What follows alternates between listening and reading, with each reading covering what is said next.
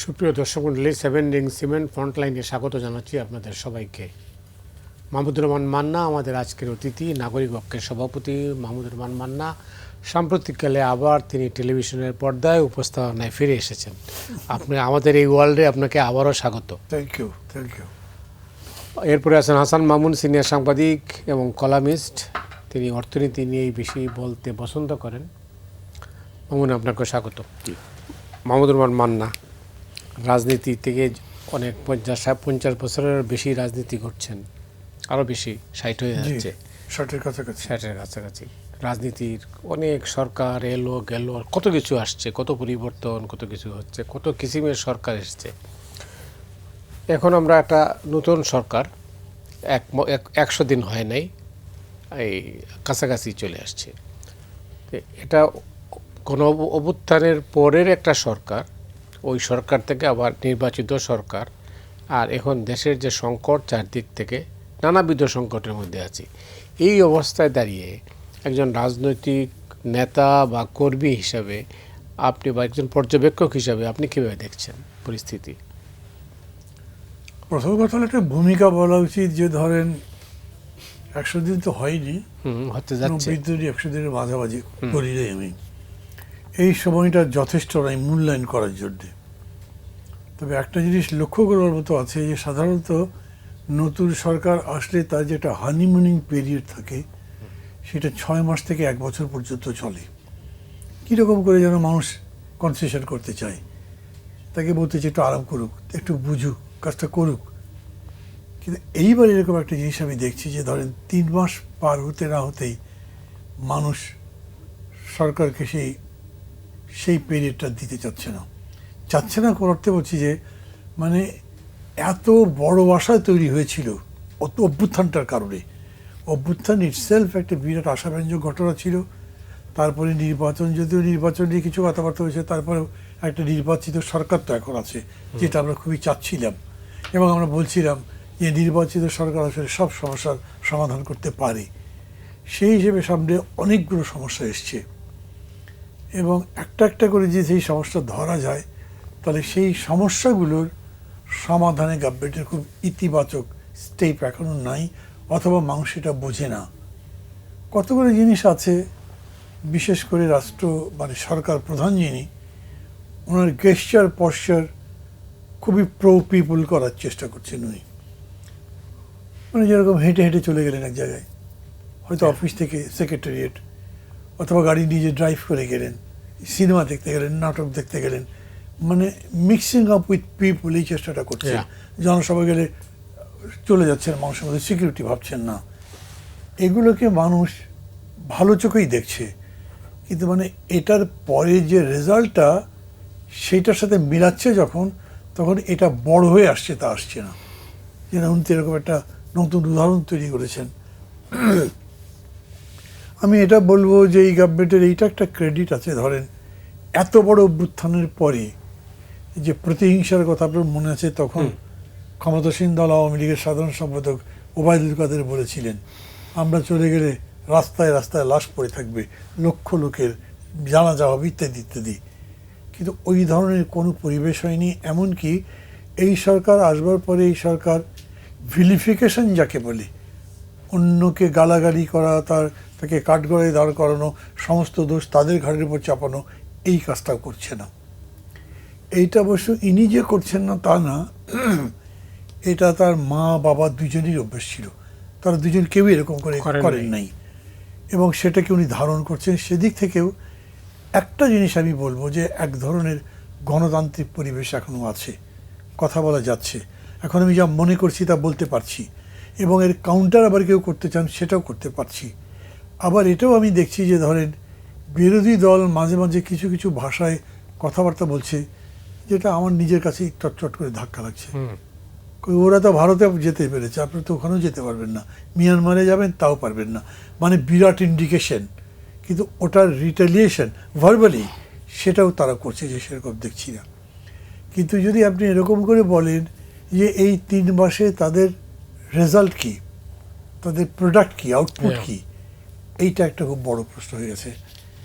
একটা খুবই আপনার প্রতিকূল পরিবেশ তারা পেয়েছেন যে ক্ষমতায় আসবার কিছুদিনের মধ্যেই এই যে ইরান যুদ্ধটা লেগে গেল, এর যে ইম্প্যাক্ট, এর যে অভিধা, সেইটা শুধুমাত্র যে তেলের ক্ষেত্রে হয়েছে তা না, এইটা বরঞ্চ হতে পারতো বা হয়েছে অর্থনীতির মধ্যে, যেটা আমি এখন হয়তো বুঝতে পারছি না। তাছাড়া আমি বলবো যে এটাকে কেন্দ্র করে কিছু কিছু স্পেকুলেশন মানুষের মধ্যে হয়েছে, যেটা মানুষ এখন বলছে কথাটা বোধহয় ঠিক। এর সাথে আরও কিছু মেজার আছে যেটা আমি পরে সময় দিলে হয়তো বলতে পারবো। অবশ্যই আপনার কাছে আসছি পরে। দর্শক, আমরা বিরতিতে যাচ্ছি, ফিরছে খুব তাড়াতাড়ি, আমাদের সঙ্গেই থাকুন।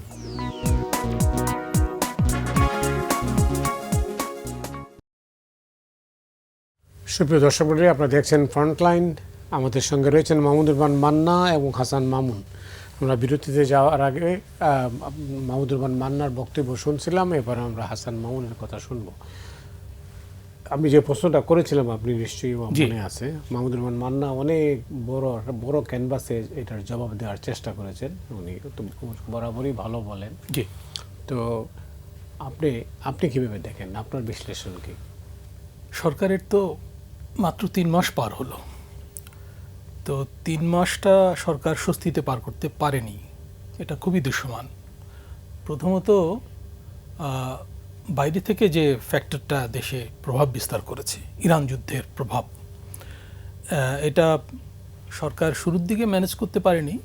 সরকার চেয়েছিল জ্বালানি পণ্যের দাম না বাড়াতে, কারণ মূল্যস্ফীতি তো এমনিতেই বেশি, দীর্ঘদিন ধরে বেশি। সরকার চায়নি যে এই দায়টা নিতে, যে নতুন করে মূল্যস্ফীতি আবার বাড়ুক। কারণ অন্তর্বর্তী শাসনামলে একটা কৃতিত্ব তাদের ছিল, যে মূল্যস্ফীতি কমিয়ে আনার ক্ষেত্রে পদক্ষেপগুলো কাজ করছিল। ডাবল ডিজিট থেকে সিঙ্গেল ডিজিটে চলে এসেছিল, 8 সাড়ে 8-এর মধ্যে ছিল।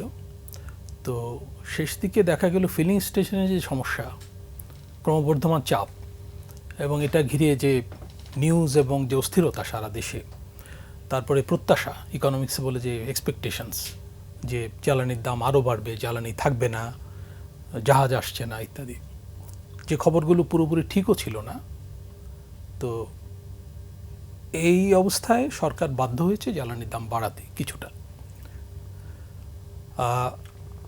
এই অবস্থায় যেটা হয়েছে যে মূল্যস্ফীতি এর যে মানে যেটাকে বলে যে বহু স্তরের প্রভাব, সেটা পড়েছে একেবারে কৃষিক্ষেত্র পর্যন্ত। তাতে মূল্যস্ফীতি শুধু বাড়েনি, আজকে প্রথম আলোতে খবর আছে যে আমাদের বোরো উৎপাদন প্রভাবিত হতে পারে। এমনিতে হাওরে একটা কিন্তু সীমিত ডিজাস্টার আমরা দেখলাম। বলা হচ্ছে যে হাওরে যে পরিমাণ জমিতে ফসল করা হয়েছিল তার 11% ক্ষতিগ্রস্ত হয়েছে। তো ভাটির, হাওরের মধ্যে যে ভাটি অঞ্চলটা, মানে বিভিন্ন তো ক্যাটাগরি আছে, সেইখানে ডিজাস্টারটা হয়েছে। তো এতে ফসলের কি পরিমাণ ক্ষতি হবে, আর জ্বালানি পণ্য বিশেষ করে ডিজেলের দাম বাড়াতে সেচের যে ঘাটতি হয়েছে তাতে কি পরিমাণ ক্ষতি হবে, বিশেষ করে যেসব জমিতে সেচ দরকার ছিল। তো এতে চালের দাম কিভাবে প্রভাবিত হবে। ইতোমধ্যে বাজারে দেখা যাচ্ছে চালের দাম বাড়ছে, গত কয়েকদিনে চালের দাম কমে এসেছিল। সাধারণত বড় উঠতে শুরু করলে চালের দাম কমতে থাকে, এটা আমাদের অভিজ্ঞতা। কিন্তু এবার নাকি উল্টো দিকে টার্ন করছে, মানে 2 থেকে 5 টাকা কেজিতে সব রকম চাল, মোটা চাল, চিকন চাল। মানুষ কিন্তু একটু চালটা ভালো খেতে চায়, কারণ চালের সঙ্গে যা যা লাগে সেগুলো তো মানুষ ভালো খেতে পারছে না, ফলে চালটা ভালো খেতে চায়। গরিব মানুষও একটু মধ্যম মানের চাল খেতে চায়, ফলে মধ্যম মানের চালের দামও বাড়ছে। আর বাজারে ডিমের দাম বেশি বেড়ে গেছে, এবং এর মধ্যেও কিন্তু জ্বালানি পণ্যের দাম বৃদ্ধির প্রভাব আছে, মানে বিদ্যুৎ ঘাটতি, তারপরে হচ্ছে যে জেনারেটর যদি চালাতে হয়, তো এইগুলো প্রভাব বিস্তার করছে। সরকার স্বস্তিতে নাই মানে হাম সংকট নিয়েও। হামের বিষয়টা এমন জায়গায় চলে গেছে, হাম সংক্রমণ তো রেকর্ড করেছে, বোধহয় মানে 50,000 ছাড়িয়ে গেছে সংক্রমণ, 60,000 ছাড়িয়ে গেছে আজকে, একটু আগে আমি দেখছিলাম। এবং আজকে ইউনিসেফ একটা প্রেস কনফারেন্স করে বলেছে যে অন্তর্বর্তী আমলে 5 বার চিঠি দেওয়া হয়েছিল যে আপনারা এই টিকা ক্রয়ের পদ্ধতিটা পরিবর্তন করেন না আপাতত, কারণ সময় লেগে যাবে এবং টিকা সংকট হবে। তো সেটা তো হয়েছিল। এখন পুরো দায় যে অন্তর্বর্তী সরকারের তা না, বর্তমান সরকারও হয়তো ম্যানেজ করতে পারছে না। বিশেষ করে চিকিৎসা অবকাঠামোর যে সংকট আছে মতি ভাই, এটা তো রাতারাতি দূর হবে না, এটা তো দীর্ঘদিনে আমাদের মানে পুঞ্জীভূত সমস্যা। আর একযোগে যদি অনেক শিশু আক্রান্ত হয়, কোনো হসপিটাল কিন্তু এই প্রেশার সামাল দিতে পারবে না। আর উপজেলা জেলা পর্যায়ে যেহেতু চিকিৎসা ভালো হচ্ছে না, সবাই চলে আসছে কেন্দ্রীয় পর্যায়ে, এবং এখানে হাসপাতালে প্রেশার পড়ছে। হাসপাতালে তো আইসিইউর সংকট আছে, এবং দেখা যাচ্ছে যে আইসিইউর যন্ত্রপাতি নষ্ট, সেই যন্ত্রপাতির পাইপ সংগ্রহ করতে গিয়ে বাবা খবর পাচ্ছেন যে তার বাচ্চা মারা গেছে। তো এগুলো খুবই বেদনাদায়ক। প্রায় 500-র মতো শিশু এর মধ্যে আমরা হারিয়েছি। তো এগুলো তো সরকারের জন্য স্বস্তিকর না। সবচেয়ে ইন্টারেস্টিং হচ্ছে যে যারা এই পরিস্থিতির জন্য দায়ী বলে অভিযুক্ত হচ্ছে, তারা কিন্তু কিছু বলছেন না। জি, এটা হচ্ছে দুঃখজনক। আর সরকার এর মধ্যে বাজেট সামনে রেখে সেটাও একটা চাপের মধ্যে আছে যে বাজেটে কি করবে না করবে। বাজেটে কিছু বিতর্কিত সিদ্ধান্ত নিতে হয়, যেমন পে স্কেলের বিষয়টা সামনে এসছে, যে পে স্কেল বাস্তবায়ন করতে হবে এবং এই জন্য বাড়তি অর্থ বরাদ্দ করতে হবে। 1,06,000 কোটি টাকা লাগবে পুরো বাস্তবায়ন করতে। তো সরকার সিদ্ধান্ত নিয়েছে 3 বছরে ধাপে ধাপে করবে, যাতে প্রেশারটা কম পড়ে। আর সরকার কিছু ব্যয়ের কর্মসূচি নিয়েছে, যেমন ফ্যামিলি কার্ড, কৃষক কার্ড, কৃষি ঋণ মওকুফ, এগুলো সবগুলো হচ্ছে ব্যয়, এবং আয়ের জায়গায় ঘাটতি আছে। আমরা জানি যে রাজস্ব আহরণে সংকট বেড়েছিল অন্তর্বর্তী আমলে, এবং এটা এখন অব্যাহত আছে। তো এটা কিভাবে ম্যানেজ করবে, এই সমস্যার মধ্যেই সরকার আছে। তো হানিমুন পিরিয়ড প্র্যাকটিক্যালি নাই সরকারের, এটা হচ্ছে আমার অবজারভেশন। অনেক ধন্যবাদ আপনাকে। শেষ কথা যেটা হলো যে হানিমুন পিরিয়ড সরকারের জন্য নেই, কারণ এতগুলো সংকটের মধ্যে আছে। গণ অভ্যুত্থানের পরে যে সরকার হবে, সেই সরকারটা হবে একটা আদর্শ সরকার, এই অর্থে যে এটা আগে খারাপ কাজ হয়েছে, এটা ভালো কাজ করতে হবে। কিন্তু আমরা যদি ইউনূস সাহেবের সরকারকে দেখি, সেটা অন্য ধরনের। এটার মধ্যে আমি কী বলবো, এটা আপনি নিজেও মূল্যায়ন করেছেন বহুবার। কিন্তু এরপরেও নির্বাচিত যে সরকারটা এলো, মানুষের প্রত্যাশা কিন্তু অনেক। এখন আপনার কথার থেকেও একটা সুর ছিল যে মানুষ দিনের শেষে মিলাচ্ছে অঙ্ক, এটা হলো ব্যাপার। প্রথম কথা মতি ভাই, এটাকে আপনি ঠিক অভ্যুত্থানের পরের সরকার তো বলতে পারেন না। না, মাঝখানে একটা সরকার ছিল, ওইটাই ছিল অভ্যুত্থানের সরকার।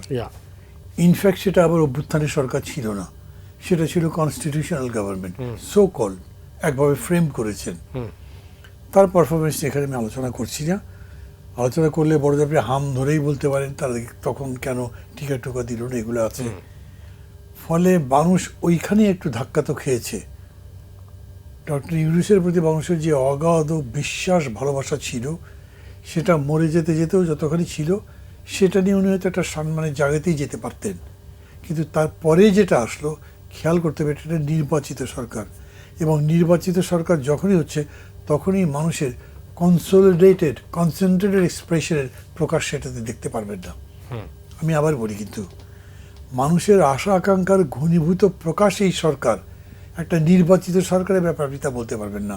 নির্বাচনে অনেক ভ্যারিয়েবল আছে, অনেকগুলো অ্যাকোমোডেশনের জায়গা আছে, সেগুলো করতে হয়, তা নাহলে জেতা যায় না। নির্বাচনে যে আমরা ইঞ্জিনিয়ারিং বলি, নির্বাচনে আমরা কারচুপি ওই বলি, নির্বাচন তো আলটিমেটলি হারা জেতার খেলা। সেখানে জেতার জন্য যা যা করা দরকার তাই করা হয়। সেটা সবই যে ইথিক্সের মধ্যে, বৃত্তের মধ্যে থেকে খেলা হয় তা তো না। ফলে আপনি যে গভর্নমেন্ট ফর্ম করেন, সেই গভর্নমেন্টে কত রকম কম্প্রোমাইজ করতে হয়। এই যে ধরেন খলিলুর রহমান যে আসলেন, ওনার ব্যাপারে প্রশ্নের জবাব তো গভর্নমেন্ট দিতে চেষ্টাও করে নাই, বিকজ তারা দিতে পারবে না। একেবারে আনইথিক্যাল একটা ব্যাপার। যিনি অন্তর্বর্তী সরকারের উপদেষ্টা ছিলেন, তিনি এখানে মন্ত্রী হলেন কীভাবে, তা মাত্র 3 দিনের ব্যবধানে, without a declaration, without formal resignation. তো সেই জন্য আমি বলছি যে এইখানে ঠিক আশা আকাঙ্ক্ষাটাও ওরকম নয়। মানুষের মধ্যে যে আশা আকাঙ্ক্ষা তৈরি হচ্ছে, সবসময় খেয়াল করবেন মতিবা, এটা আমি বলি। আমি যখন মুক্তিযুদ্ধের চেতনা বলি, আমি যখন এরশাদ বিরোধী আন্দোলনের চেতনা বলি, ভাষা আন্দোলনের চেতনা বলি, কিংবা ধরেন এই 24-এর চেতনা বলি, মূল বিষয়টা কি? মুক্তির চেতনা।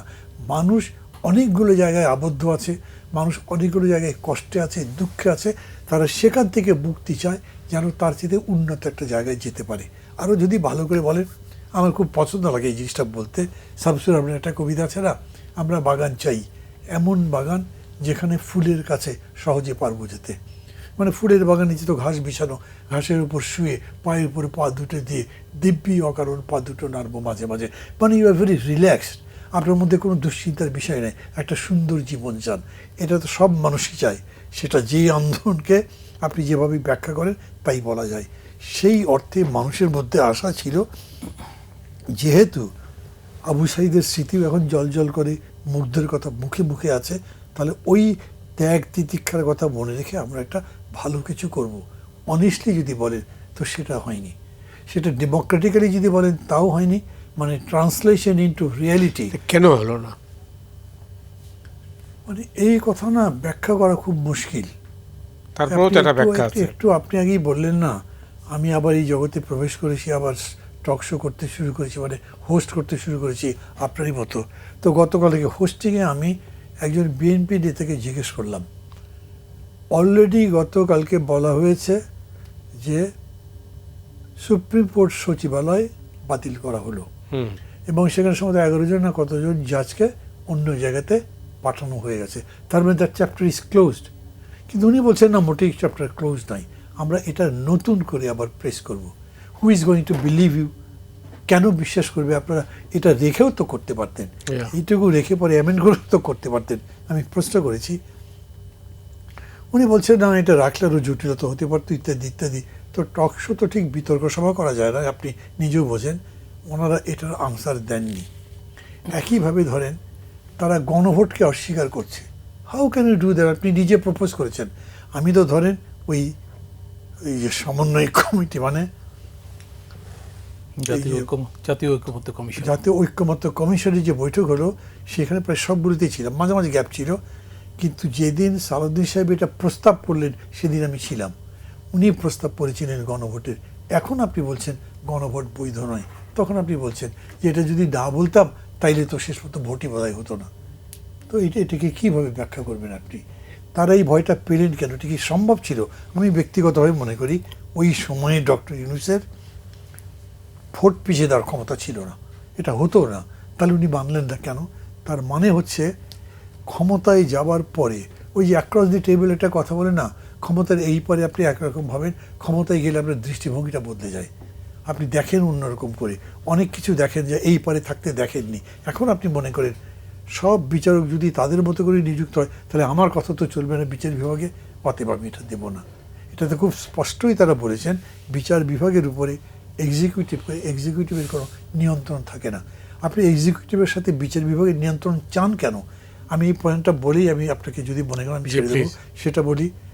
এই যে ডায়ালেকটিক্যাল রিলেশন, এটা ডেমোক্রেসির জন্য খুবই ইম্পর্টেন্ট। এক্সিকিউটিভ অ্যান্ড জুডিশিয়ারির মধ্যে আপনি রিলেশনটা কীরকম করবেন? Which superior? কমনলি যদি বলেন এক্সিকিউটিভ সুপিরিয়র, কিন্তু কোনো সময় এক্সিকিউটিভ ক্যান সুপারসিড জুডিশিয়ারি। পাকিস্তানের রায় দিয়ে গভর্নমেন্ট ফেলে দিয়েছে না, বহু জায়গাতেই হয়েছে। যখন বিচার বিভাগ রায় দিয়েছে এই গভর্নমেন্ট ইললিগ্যাল, এটা থাকতে পারে না। বিচার বিভাগ রায় দিয়েছে এই পার্লামেন্ট এই সংশোধনী করেছে, এই সংশোধনী চলে না, এটা ভুল, সেই সংশোধনী বাতিল হয়েছে। তখন কি আপনি বলবেন তারপরে দেশটা শাসন করে জুডিশিয়ারি? না, দেশ শাসন জুডিশিয়ারি করে না। কিন্তু জুডিশিয়ারি কোনো সময় নিশ্চিতভাবেই শাসক যারা তাদেরকেও শাসন করতে পারেন। আপনি এটা মানতেই রাজি নন, অথবা আপনি বোঝেনই নেই। অনেক ধন্যবাদ মান্না ভাই। হাসান, এখন যেটা ওই যে সুপ্রিম কোর্ট সচিবালয় যেটা বাতিলের সিদ্ধান্তটা, এতে গভর্নমেন্টের কি লাভ হবে? না, সরকার বিতর্কিত হচ্ছে, না, কোনো সন্দেহ নেই। একটা উদ্দেশ্য তো আছে। কি উদ্দেশ্য সেটা? সরকার বলছে যে এই বিষয়গুলো তারা আরও মানে শক্তিশালী করে আবার আনবেন। তো এখানে একটা প্রশ্ন উঠেছে যে যদি কোনো ঘাটতি থেকে থাকে অধ্যাদেশে, সেগুলো তো মানে সংশোধন করে পরিপূরণ করে পাশ করা যেত। শুধু বিচার বিভাগ সংক্রান্ত অধ্যাদেশ না মতি ভাই, আপনি লক্ষ্য করবেন র্যাবের বিষয়েও কিন্তু সরকার একটা অস্পষ্ট অবস্থান নিয়েছে। যদিও র্যাব তো থাকছে বলেই মনে হয়। র্যাব থাকছে, অন্য নামে থাকবে, পোশাক বদল হবে, নামও হয়তো বদলাবে, কিন্তু র্যাব থাকবে, মানে এলিট ফোর্স একটা থাকবে। এটা ডাক্তার জাহিদুর রহমান বলেছেন, উনি তো স্পোক্সম্যান সরকারের সিদ্ধান্ত। Almost, G, policy and strategy বিষয়ে উনি দায়িত্বপ্রাপ্ত। তো তার বক্তব্যকে আমরা গুরুত্বের সঙ্গে নেব। আর স্বরাষ্ট্রমন্ত্রীও বলেছেন যে একটা নতুন আইন করা হবে র্যাব সংক্রান্ত। এখন র্যাব নিয়ে তো বহু বিতর্ক হয়েছিল অতীতে। বিএনপি নিজে অবস্থান নিয়েছিল যে র্যাব থাকবে না, মানে র্যাবকে বিলুপ্ত করতে হবে, এবং অন্তর্বর্তী শাসনামলে র্যাব তো তারাই তৈরি করেছে। জি, র্যাব তারাই তৈরি করেছিলেন বিশেষ অবস্থায় বেগম জিয়ার দ্বিতীয় শাসনামলে। তখন শীর্ষ সন্ত্রাসীদের তৎপরতা বেড়েছিল আর জঙ্গি উত্থান হচ্ছিল। সেই অবস্থায় র্যাব করা হয়েছিল। বিরোধী দল তখন আওয়ামী লীগ ছিল, আওয়ামী লীগ কিন্তু পার্লামেন্টে এ নিয়ে হইচই করেছিল, যতদূর মনে আছে, আপনার নিশ্চয়ই মনে আছে। ক্ষমতায় দিয়ে যে আওয়ামী বিরোধী লীগ দল তাদেরকে দমনে ব্যবহার করে। ক্ষমতায় গিয়ে আওয়ামী লীগ তাদেরকে একটা দানবীয় শক্তিতে রূপান্তরিত করেছিলেন আর কি। তো দানবীয় শক্তি যে তারা হয়ে উঠেছিল সেটা বিএনপি কিন্তু বলেছে অন্তর্বর্তী শাসনামলে, এবং প্রেস কনফারেন্স করে রীতিমতো র্যাবের বিলুপ্তি দাবি করেছিল। আর সব দলই এই ব্যাপারে একমত ছিল। আর আন্তর্জাতিক সম্প্রদায় থেকে তো নিষেধাজ্ঞা এসেছিল, মার্কিন যুক্তরাষ্ট্র নিষেধাজ্ঞা ছিল, এবং বিগত সরকার আওয়ামী লীগ সরকার খুবই বিপদে ছিল র্যাব নিয়ে। আর হচ্ছে যে ইভেন জাতিসংঘ বলেছিল যে র্যাব তুলে দিতে, মানে পুলিশের মধ্যে এই ধরনের একটা বাহিনী রাখার কোনো প্রয়োজন নাই, এটা বলা হয়েছিল। আর র্যাব তো অনেক কলঙ্কজনক ঘটনায় জড়িয়েছিল, 7 খুনের মামলা আমরা তো জানি। তারপর র্যাব এমন অবস্থায় চলে গিয়েছিল যে বিভিন্ন গোষ্ঠী, ক্ষমতাবান গোষ্ঠী, ব্যক্তি র্যাবের বিভিন্ন ইউনিটকে খুনি বাহিনী হিসেবে মানে ব্যবহার করতে পারত। আর গুম কমিশন যেসব মানে গোপন বন্দিশালা আবিষ্কার করেছিল, মানে 40টার বেশি, তার মধ্যে বেশিরভাগই র্যাব পরিচালিত দেখা গিয়েছিল।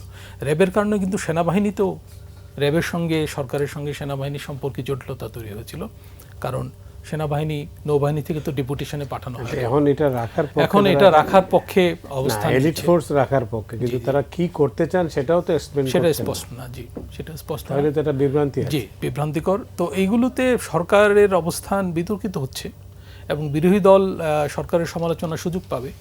কিন্তু আমরা প্রথম অধিবেশনে দেখলাম যে বিরোধী দল জামায়াতে ইসলামী, এনসিপি, তারা সরকারকে জুলাই সনদ নিয়েই চাপে ফেললো। শুধু জনজীবনের অন্যান্য সমস্যা, যেমন মূল্যস্ফীতির সমস্যা যেটা আমি বললাম, তারপরে জ্বালানি পরিস্থিতি মোকাবেলায় সরকার কতখানি কি করেছে, বা হাম পরিস্থিতি মোকাবেলায়, এর জন্য যারাই দায়ী হোক সরকারকে তো পরিস্থিতি অ্যাড্রেস করতে হবে, তো সেটা কতখানি করতে পারছে।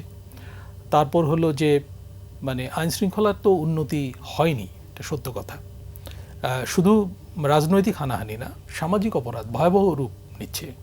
আপনি দেখেছেন যে আজকে একটা খবর আছে যে এক শিশুকে মেরে 2 টুকরো করে ফেলা হয়েছে। তো এইসব মানে বিকারগ্রস্ত মানুষদের অপরাধ অনেক বেড়ে গেছে। একই পরিবারে 4 জন খুন করা, এইসব হচ্ছে। তারপর সামনে কেন হচ্ছে সামাজিক এটা সামাজিক অস্থির কারণ তো আছে, কিন্তু সরকারকে তো অ্যাড্রেস করতে হবে, সরকারকে তো মানে অ্যান্টিবায়োটিক দিতে হবে অন্তত, মানে এটাকে নিয়ন্ত্রণে তো রাখতে হবে। আর হচ্ছে যে বিচার বিভাগের উপর যদি অনাস্থা তৈরি হয় তাহলে তো এই প্রশ্ন উঠবে যে বিচার বিভাগে এই ঘটনাগুলোর ভালো নিষ্পত্তি হবে কিনা। এমন হচ্ছে পালাবদলের সংস্কৃতি।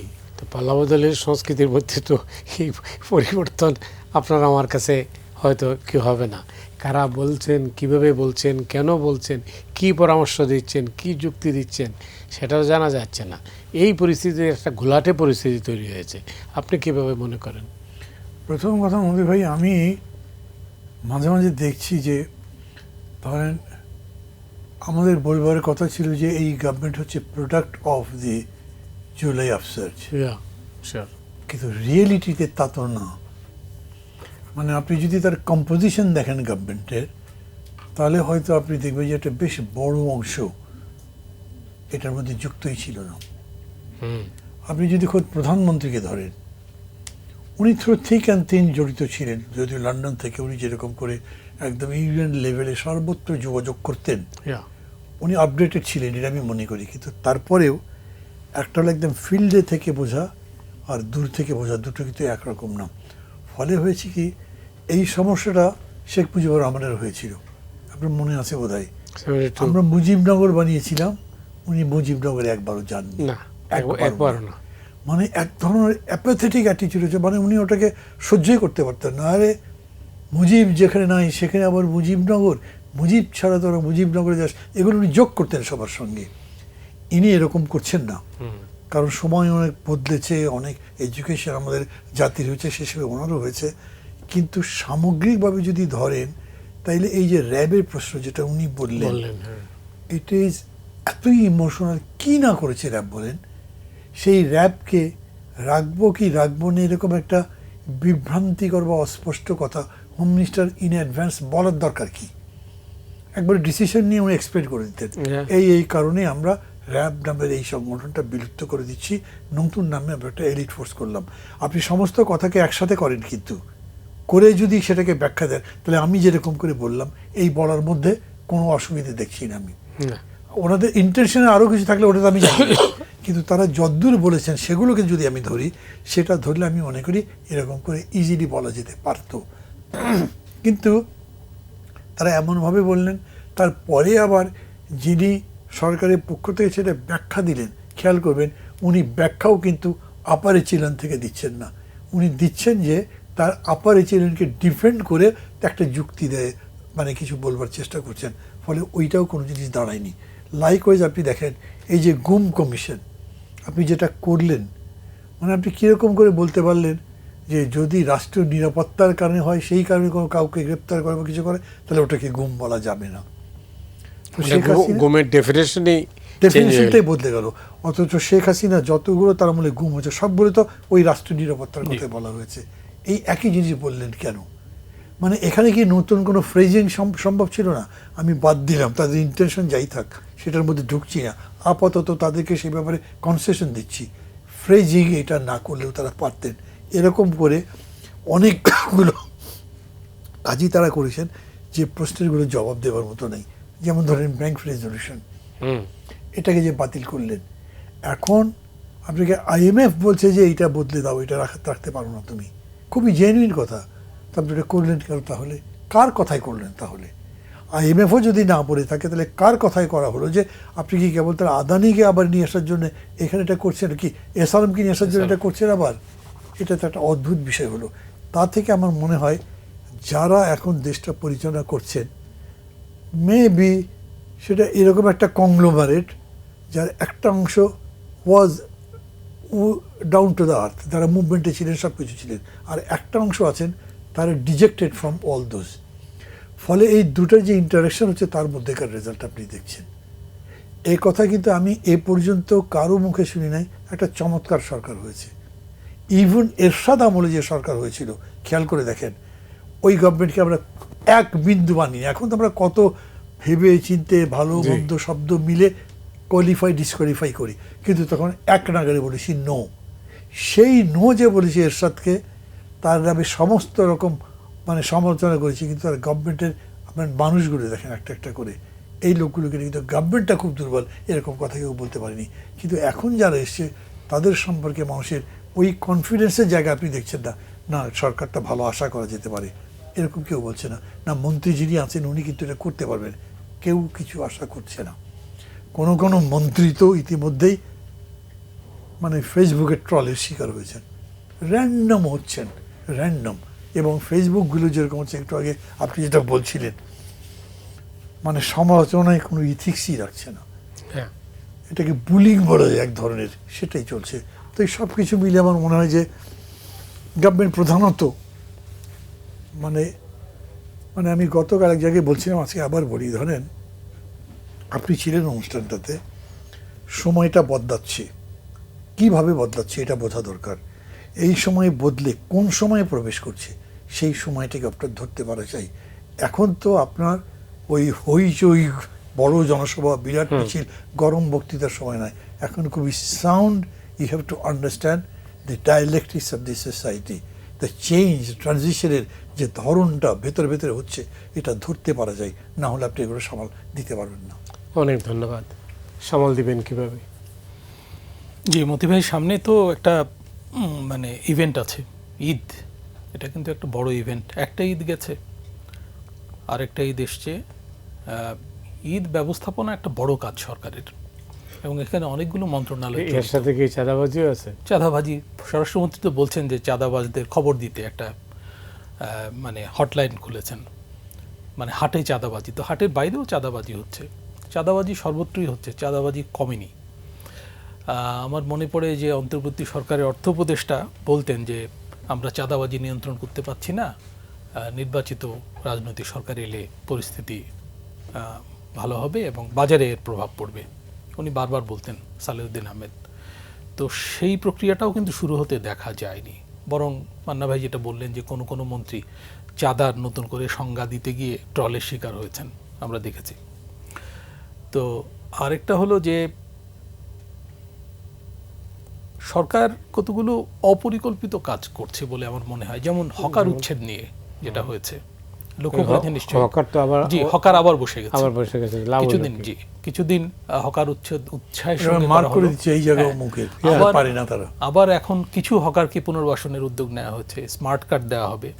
তো এইগুলো বিতর্কিত হচ্ছে, আদালতে কিন্তু রিট হয়েছে পথচারীদের পক্ষ থেকে, যে হকার For the যদি first বসে, time বোধহয়। হকার এর যদি আগে বসে, কোনোদিন হয়েছে বলে জি, তো আমার হকার মনে যদি বসে তাহলে আমাদের হাঁটার অধিকার তো ক্ষুণ্ণ হচ্ছে।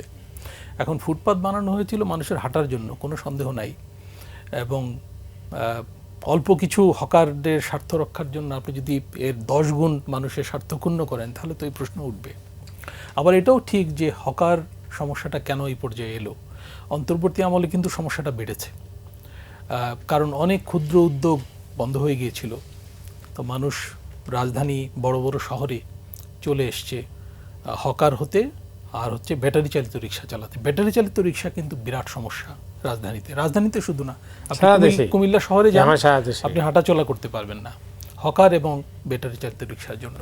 মানে কর্মসংস্থানটা এইখানে চলে এসছে, যে কারণে দেখা যাচ্ছে যে বড় মৌসুমে আপনি মাঠে কিন্তু মজুর পাচ্ছেন না, ১৫০০ টাকা দিয়েও নাকি দিন মজুর পাওয়া যায় না, এই অবস্থা। অনেকে মজুরের অভাবে ধান কাটতে পারছে না, এবং যান্ত্রিকীকরণ করতে হচ্ছে। আমরা তো একসময় যান্ত্রিকীকরণের বিরোধিতা করতাম, যে এটা মানে হিউম্যান লেবারকে রিপ্লেস করবে, কর্মসংস্থানে সমস্যা হবে। আর এখন হচ্ছে যে যান্ত্রিকীকরণ প্রয়োজন, নাহলে ধান কাটা হচ্ছে না। তো এইরকম সমস্যাগুলো দেখা দিচ্ছে। এটা এই সরকারের আমলে না, এটা হয়ে এসছে, কিন্তু অন্তর্বর্তী আমলে এটা বেড়েছে। কর্মচ্যুতি ঘটেছে, অনেকগুলো কারখানা বন্ধ হয়ে গেছে, এমনকি গার্মেন্টসে অনেকগুলো কারখানা বন্ধ হয়েছে, ওই সেক্টর থেকে বলা হচ্ছে। আর আরেকটা সংকট সামনে আসতে পারে, সেটা হচ্ছে যে যদি যুদ্ধ পরিস্থিতির আবার নতুন করে অবনতি হয় গালফ এলাকায়, তো গালফ এলাকায় কিন্তু আমাদের প্রবাসী শ্রমজীবীদের অধিকাংশ, এবং সেখান থেকে বেশি রেমিটেন্স আসে।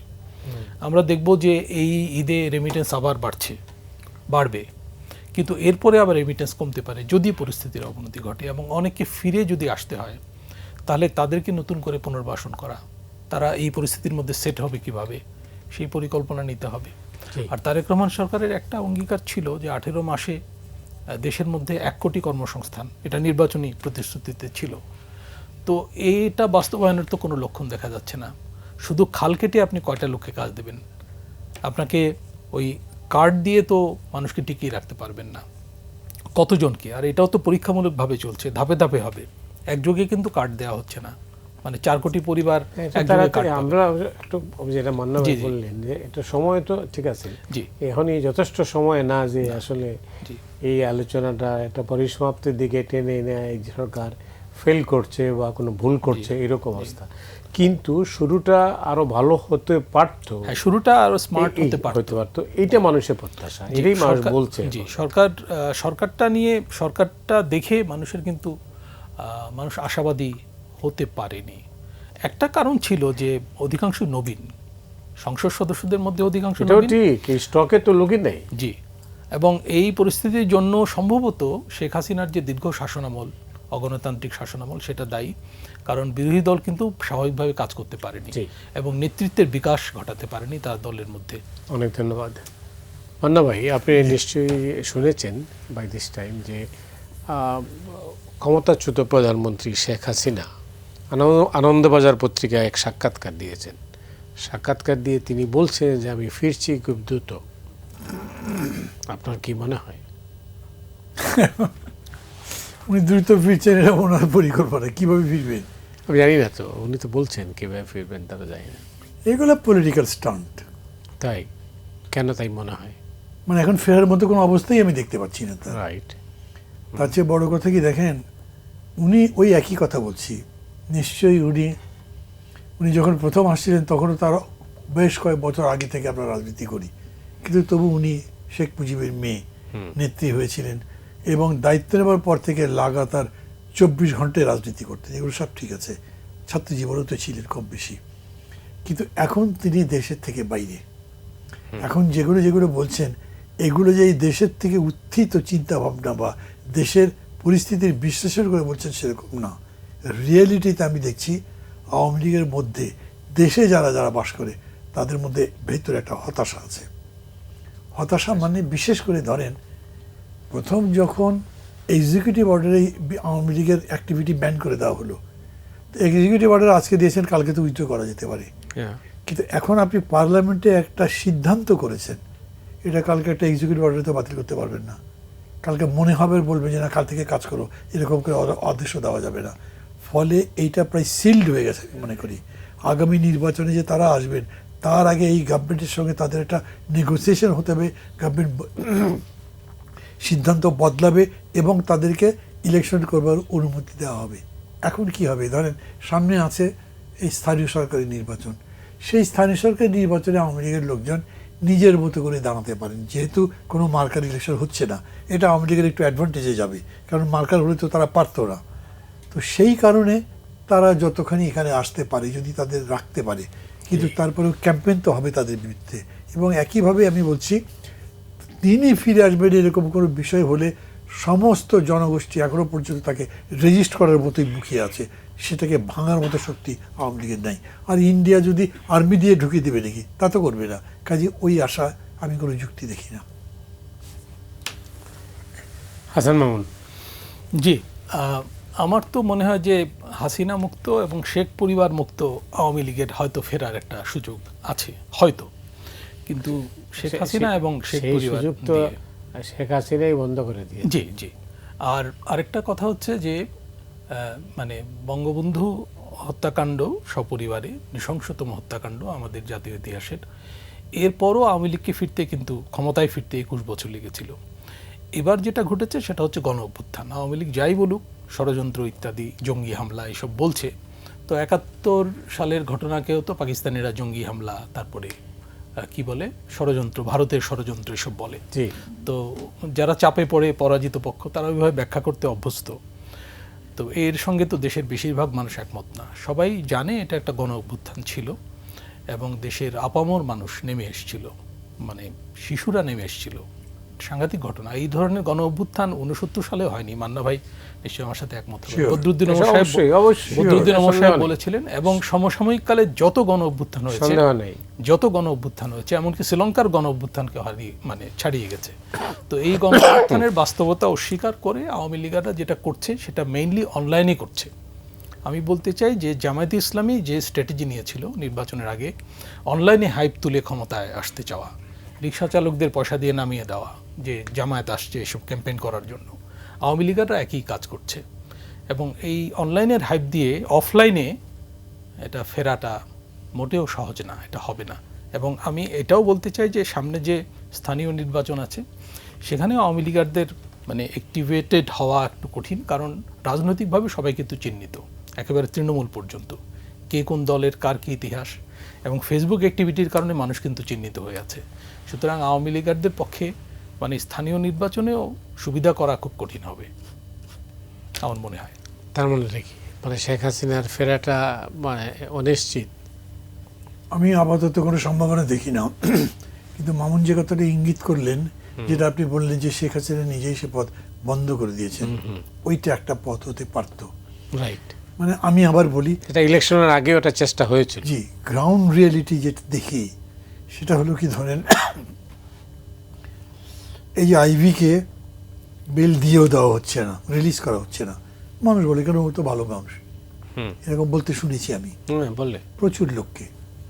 কিংবা ধরেন শিরিন শারমিন, তাকে যে এরকম করে ছাড়িয়ে দেওয়া হলো, মানে অনেকে মনে হচ্ছে একটা লোক দেখানো একটা নাটক হয়েছে, কিন্তু কেউ বলে নেই কাজটা খুব খারাপ, আওয়ামী লীগের কেন ছাড়লো, কারণ শিরিন শারমিনকে ওই রকম করে আওয়ামী লীগের মনে করে না। একইভাবে ধরেন যদি সাবির হোসেন চৌধুরীর কথা বলি, তারটাও সাবির হোসেন আরেকটু মানে মানে একটা ডিপ সি ফিশ টাইপের আর কি, অনেক গভীর জলের মাছের মতো, সবাই এরকম বোঝে না যে উনি কোথায় কী করেন, খারাপ অর্থে বলছি আমি, কিন্তু তারপরেও এটা নিয়েও কোনো প্রশ্ন হয় নাই। এই সবগুলি মিলে দেখেন যে মানুষ এটা মনে করে আওয়ামী লীগের মধ্যে এখন অনেক ভালো মানুষ আছে যারা এই সমস্ত দুঃশাসনের সঙ্গে লুটপাটের সাথে যুক্ত ছিল না।